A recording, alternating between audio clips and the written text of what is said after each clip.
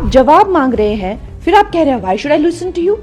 हम क्यों युवा विरोधी बनेंगे, हम तो खुद युवा है, खुद वर्किंग वुमन है, खुद करियर वुमन है। फिल्म इंडस्ट्री के लोग जो घड़ियाली आंसू जंतर मंत्र के लिए बहा रहे थे, वो सेम आंसू इनको अब ये बच्चों के लिए भी झारखंड में भी बहाने चाहिए। मैं सोच रही हूँ कि ये जो है देश का उपहास वो कर रहे हैं कहीं ना कहीं, चाहे आलू उगाने की उनकी बात हो, चाहे जलेबी अमेरिका में भी, हमेशा देश का उपहास करते हैं और उनके लिए हर कुछ जो है एक जोक है। पहली बार मैं देख रही हूँ कि एक पार्लियामेंट में का जो है इतना मजाक वो बना, एक ही सांस में कह रहे हैं कि हमें अमित शाह जी से जवाब चाहिए। एक सांस में कह हमें अमित शाह जी से जवाब चाहिए कि ऐसा ऐसा स्टूडेंट्स के साथ उन्होंने किया कि नहीं किया। हम यहाँ उनकी बात सुनने के लिए नहीं है, फिर कह रहे हैं कि हमें जवाब चाहिए। ये किस तरह का मजाक ये देश के साथ हो रहा है। मतलब उन्हें कोई लाज कोई शर्म नहीं रही है और पूरी दुनिया देख रही है और ये सोच रही है ये किस तरह का पर्सन है जो एक ही सांस में कह रहा है कि अमित शाह मुझे तुमसे जवाब चाहिए कि क्या जो भी उनके क्वेश्चंस हैं कि गोली चली थी, क्या आंखें फूटी थी, या जो भी है, लेकिन मैं यहाँ तुम्हारी बकवास सुनने के लिए नहीं हूं। Why should I listen to you. अरे आप जवाब मांग रहे हैं, फिर आप कह रहे हैं why should I listen to you. एक ही सांस में आप ये ऐसी दो गली बातें कैसे कर रहे हैं। How does this even work? What is he thinking? He's taking people for granted. और फिर एक बात में वो कहते हैं कि अगर उन्होंने गोली चलाने को कहा था तो मतलब वो उस बात के दोषी हुए, और अगर उन्होंने नहीं कहा था तो वो जो है इनकेपेबल है, मतलब गोली चलाने के इनकेपेबल हैं वो। तो कुछ जर्नलिस्ट ने ये भी कहा कि आप ये क्या कह रहे हैं कि इनकॉम्पिटेंट है गोली चलाने के वो, तो क्या गोली चलनी चाहिए थी बच्चों पे। तो उस पे वो जो है वो भड़क पड़े और उन्होंने जो है जर्नलिस्ट को कितना भला बुरा कहा कि तुम चूहे हो, तुम ये हो। इस तरह से जो वो अपनी भड़ास निकाल रहे हैं और इस तरह से जो वो पार्लियामेंट का अपमान कर रहे हैं, पूरे देश का अपमान कर रहे हैं, देशवासियों का अपमान कर रहे हैं। मुझे लगता है कि उनका जो है ये as a opposition leader I am 100% sure कि उनकी ये लास्ट टर्म है। उन्होंने ये भी कहा कि अमित शाह जी को इस्तीफा दे देना चाहिए। वो तो प्राइम मिनिस्टर का इस्तीफा मांग रहे हैं। वो जो है इस देश के डेमोक्रेटिकली इलेक्टेड प्राइम मिनिस्टर का इस्तीफा मांग रहे हैं, जिन्हें जो है इतना बड़े मैंडेट जो भी तीसरी बार मिला है।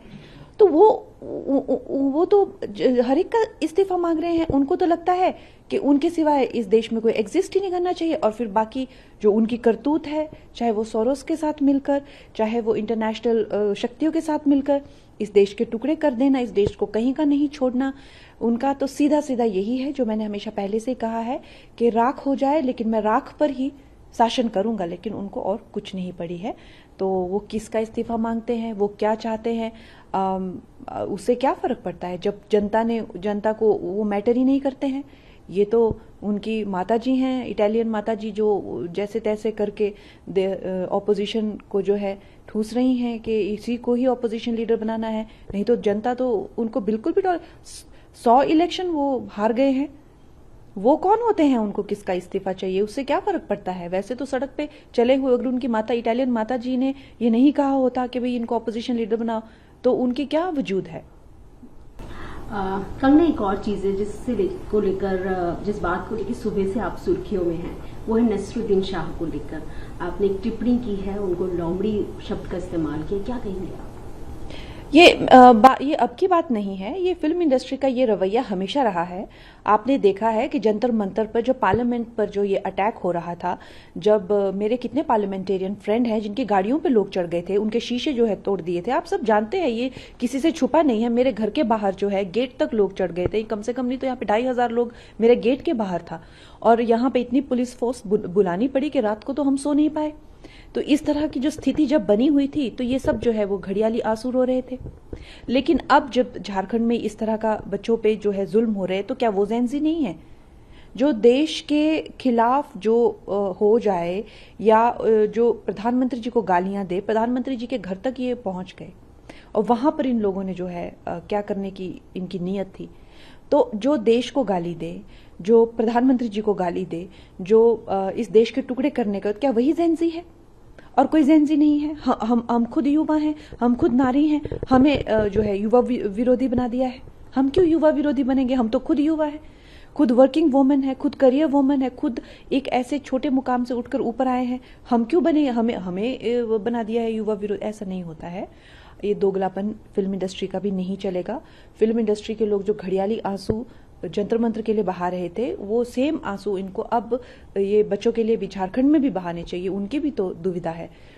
तो मैंने उनको इसीलिए कहा क्योंकि उन्होंने इतना गंदा एक वीडियो बनाया था जिसमें जो है वो इस तरह की धमकियां दे रहे थे, इस तरह की जो बातें जो है, जो सर्वोच्च हमारे जो रिप्रेजेंटेटिव हैं पूरे दुनिया से, जिनको प्रधानमंत्री जी को इतने बड़े बड़े अवार्ड्स मिलते हैं, और नहीं तो उन्हें उतनी तो डेमोक्रेसी की गरिमा रखनी चाहिए कि एक इलेक्टेड हमारे वो संविधान के हिसाब से हमें उनका सम्मान करना चाहिए। जैसे हमारे राष्ट्रपति प्रथम नागरिक होते हैं, उसके प्रधानमंत्री जी जो है हमारे लीडर होते हैं पूरे देश के। तो क्या इतनी कोई भी उठकर जो है इतनी गंदी गंदी, इतनी भद्दी भद्दी बातें और धमकाना, देश से निकल जाओ, तुम्हें जला देंगे, तुम्हें मार देंगे, ये क्या कोई आपको लगता है क्या ये सभ्य बातें हैं? और जब देखो जो चाहे उनकी फिल्में हो, चाहे उनकी बातें हो, चाहे उनके इंटरव्यूज हो, ये पाकिस्तान की प्रेम कथा कब खत्म होगी? जब देखो पाकिस्तान के प्रेम में ये मरे रहते हैं। आई वांट टू नो कि अब पार्टीशन को भी इतने साल हो गए हैं, तो ये लव स्टोरी खत्म क्यों नहीं हो रही है? जब इतने ज्यादा, चाहे वो पहलगाम अटैक हो, चाहे वो हमने ऑपरेशन सिंदूर किया हो, देश कहीं और जा रहा है, सेनाएं कहीं और जा रही है, नागरिकों का कहीं कुछ और जो है संघर्ष है पड़ोसी देशों को लेकर। ये बॉलीवुड की लव स्टोरी पाकिस्तान के साथ खत्म कब होगी? तो they are answerable for this. साथ में कंगना, पिछली बार आपने एक शब्द का इस्तेमाल किया था जेंजीज के लिए, गटर शब्द का, लेकिन बाद में आपने यू टर्न लिया और उनको कहा कि वो देश की स्ट्रेंथ है। जी देखिए, जो लोग खुद को कॉकरोच बोलते हैं, तो अगर हम कहें कि कॉकरोच तो गटर से निकलता है, तो इसमें क्या बुराई है? तो मैं ये कहना चाहती हूँ कि जो लोग खुद को कॉकरोच कहते हैं, तो हम तो साधारण यही कह रहे हैं कि भाई गटर आपका घर है, तो अब आपको इससे क्यों दुख हो रहा है?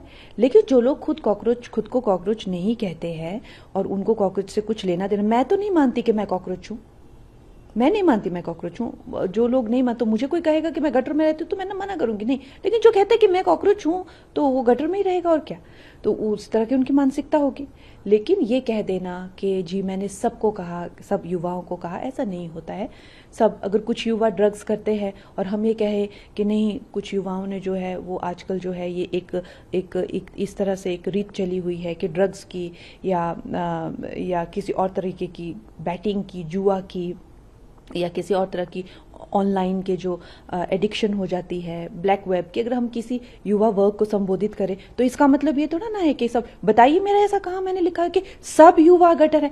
मैंने स्पेसिफिकली सम पीपल या सम वुमेन, ये मैंने स्पेसिफिकली लिखा हुआ है। तो क्या अब हम उनको कैसे संबोधित करें? अगर हमें किसी को दिखाना कि कुछ युवा जो है, तो हम यही कहेंगे some youth are doing drugs these days. इसी तरह से हम उस वाकयात को शुरू करेंगे।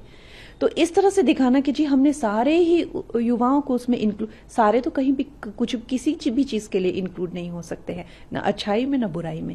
इतनी तो कॉमन सेंस सभी को होती है। लेकिन खैर विपक्ष को तो कॉमन सेंस भी नहीं है। नहीं तो एक ही सांस में कोई कैसे कह सकता है कि I don't have time to listen to you Amit Shah, but I want answers of these things from you. हाँ तो भाई आइए अंदर पार्लियामेंट में ये सब प्रश्न अपने रखिए, जो आप पूछ रहे हैं वो सब प्रश्न पार्लियामेंट में रखिए। आप क्या चाहते हैं कि अमित शाह जी आपको पार्लियामेंट के आंगन में आकर 1-to-1 जवाब दे? क्या मतलब? तो जिन लोगों का इतना IQ लो हो, उनसे आप क्या उम्मीद कर सकते हैं? कंगना, एक और नया एक अपडेट है सेस को लेकर। हिमाचल में जो ऑर्फन और विडोज के नाम पर 60 पैसे का सेस लगाया जा रहा है, उस पर क्या कहेंगे? हिमाचल की जो दुर्दशा है वो किसी से नहीं छुपी है। हिमाचल में जो है बहुत बुरा हाल है, और आए दिन हर एक तरह के टैक्स जो है वहाँ पर लगा के जो लोगों की जो है दुर्गति कर रहे हैं। और अगर उन्हें विडोज का हेल्प करना है और अनाथ बच्चों की आड़ में जो करप्शन वो कर रहे हैं कांग्रेस वाले, वो किसी से नहीं छुपी है। और अब की बार ऐसी हिमाचल के लोगों की आंखें खुली है कि मुझे नहीं लगता अब अगली बार तो छोड़िए, कभी भी कांग्रेस सत्ता में आएगी। क्योंकि हिमाचल ने ऐसा गंदा रूप और ऐसा भ्रष्टाचार कभी भी नहीं देखा था। बहुत तरह के टैक्सेस उन्होंने लगाए, यहाँ तक कि सुक्खू की सरकार जो है वो देवदार के सारे पेड़ बेचकर भी खा जाना चाहते थे। तो इस तरह से भी उनके कई करतूते जो है, कई तरह के लोग स्तब्ध रहे, कई जगह पे उनको रोका भी गया। अब ये टैक्स उन्होंने विधवाओं और लाचारों के नाम पे डाल तो दिया है, लेकिन ये इसके पैसे जाएंगे कहाँ वो हम सबको पता है कि ये भ्रष्टाचार की एक और पैंतरा उन्होंने आजमाया है। तो मैं यही कह सकती हूँ कि जितनी जल्दी ये कपटी सरकार वहां से निकले और भारतीय जनता पार्टी की डबल इंजन सरकार वहां पे पहुंचे, और यही आई थिंक सब हिमाचली भी इसी का वेट कर रहे हैं।